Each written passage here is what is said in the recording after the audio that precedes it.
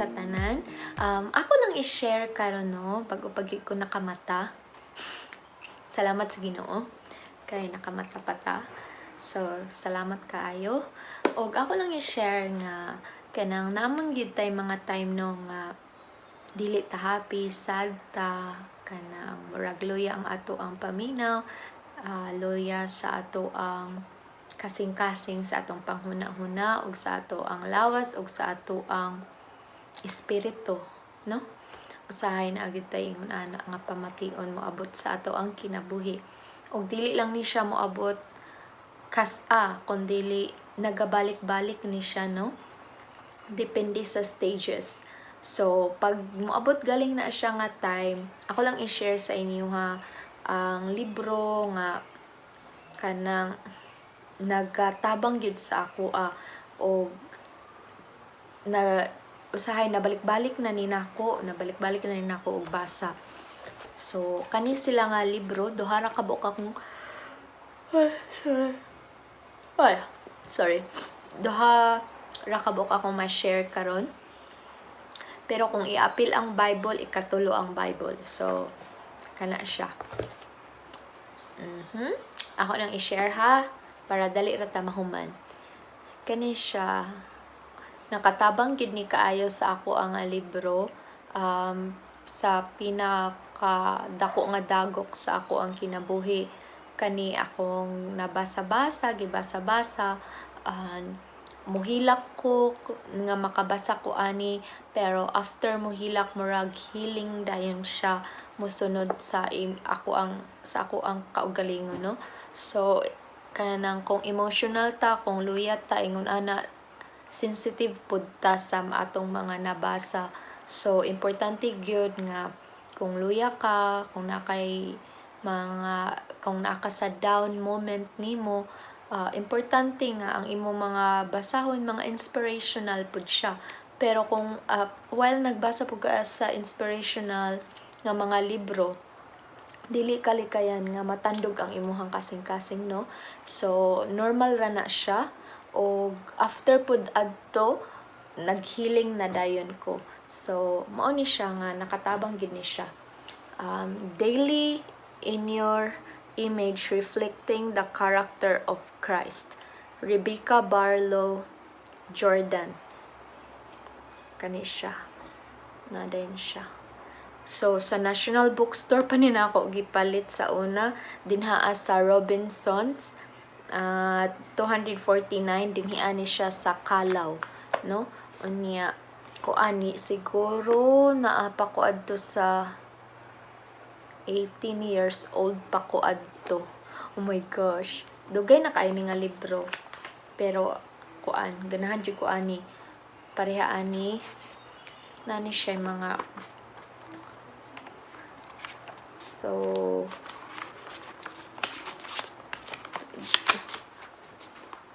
So sa day 41 nakakuan siya no, nakaanak tiklop. Day 41, long suffering. Example lang ha. I urge you to live a life worthy of the calling you have received. Be completely humble and gentle. Be patient, bearing with one another in love. Tapos pagkahuman, ana siya Ephesians 4 verse 1 to 2. And then from the Father's heart, my child, I will teach you long suffering as you treat the hearts of others with the same tenderness that I show to you. My timetables are not the same as yours. My thoughts and ways are higher than yours. When you place the needs of others above your own and make yourself available to wait with them in love, others will see the fruits of my Spirit in your life and be drawn to me. Tapos, from a seeking heart, Lord, I look at you and see patience personified. You impartially and personally touch each one you meet. Loving others was your delight as you mirrored your own Father's tenderness. Lord, lengthen my rope when the fuse is too short in my dealings with others. In light of all you've done and your patience with me, I choose to be long-suffering with others. Simple truth. Tapos diri again. A short fuse leads to quick explosions. So, kani diri mga realization ni na magpaparealize sa imuha kung unsa ang imuhang sitwasyon, kung unsay solution, hatagan kaniya og mga pasumbingay bitaw. So, ganahan jud ko ani niya, daghan ko'y nakatunan diri ang libro. So, kung pareha mo na ko nga hilig magbasa og usahay mo abot gid sa ato ang kinabuhi nga kanang nagaluyata sa atong kasing-kasing sa atong panghunahunang espiritu panlawas ingon ana, kung naamoy naagian nga mga kalisod sa inyong trabaho, sa inyong relationship, finance ba karon ingon ana, mulihok gyud ta no kay para masulbad ang ato ang problema, pero hatagan pod nato og ang ato ang panghuna-huna og gamay nga space para pangbasa og pang-reflect, magreflecta o magrealize unsa pay tawag ana, ingon ana siya. So hatagin ninyo space ang inyong kaugalingon, dili lang kay puro lang gyud ta trabaho nga walay break. Dapat i-break pud nato ang ato ang kaugalingon, kay kung love nimo ang imong kaugalingon, kabalo pud ta mo hatag og importansya sa ato ang dili lang sa panghuna-huna, panglawas, espirituhanon, kundi sa ato pong mga kanang gipamati bitaw, hatagan nato sila og importansya. So dili lang kay puro lang ta kwarta, kay usahay kinahanglan nato na ang break para ma-realize nga naa ay lahi nga kanang ways no para masulbad ang ato ang problema. Okay? Dili ta kay isa lang jud ingon ana no. So dapat kanang abrihan pud nato ang isig kakilid, dili ta magparihas sa kabayo nga isa lang gyud kaagianan no. So maara pud to no, dili gyud ko perfect kay para mag-istorya sa inyo ha, nag-share lang ko kung unsay ako ang naagian nga nakatabang pud sa ako and I'm very sure nga sa sumusunod nga mga adlaw ingon ana na moabot gid sa ako apod nga magka-down pud ko, kay ngano lahi-lahi man ang ato ang pang-adlaw-adlaw nga dili nato masulti ba ang pang-adlaw-adlaw nato nga ato bangunon no, na sa atong trabaho, sa atong pamilya, sa ato ang kaugalingon ingon ana nagagrow man ta permi niya, ang palibot pud nato permanently naga-change, dili man siya stagnant no. So mao na nga we always level up, pero pag adisort ta mag-level up moagi pa ta og mga downtime kana siya no. Unya ang ikaduha kani na ako'y pinaka-old version ani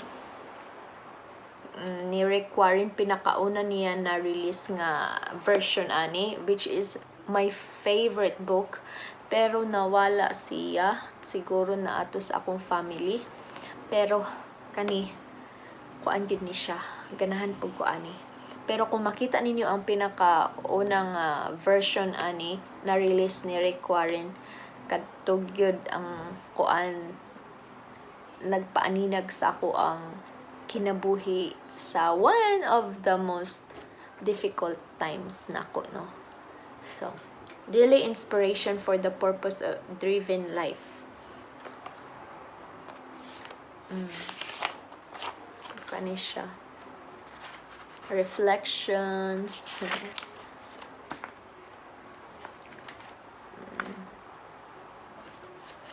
What drives your life?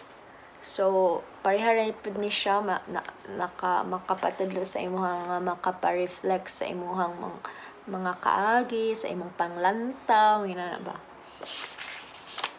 So makagiya ni siya, makahatag og giya sa imong sa the way you should think or the way we think. Mingan ana, ganahan ko. The benefits of purpose-driven living. Knowing your purpose gives your life meaning, simplicity, focus, and motivation. It also prepares you for eternity. Reflections kada kuan. Nahuman siya og